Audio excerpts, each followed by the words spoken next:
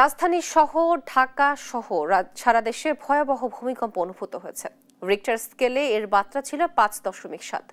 ভূমিকম্পের উৎপত্তিস্থল ছিল নরসিংদীর মাধবদীতে। শুক্রবার সকাল 10টা 38 মিনিটে ভূমিকম্প অনুভূত হয়। এতে রাজধানীর পুরান ঢাকায় কাঁসাইটুলিতে 5তলা ভবনের রেলিং ধসে পড়ে 3 জন নিহত হয়েছেন।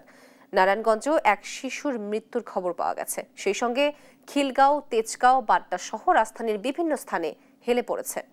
ভারতেও এই ভূমিকম্প অনুভূত হয়েছে। ভূমিকম্প হওয়ার পর থেকে চারিদিকে মানুষের মাঝে আতঙ্ক বিরাজ করছে।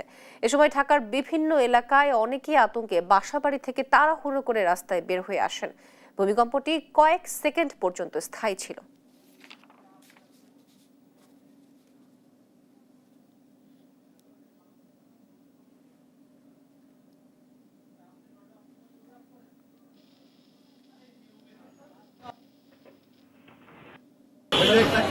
বাস খাওয়া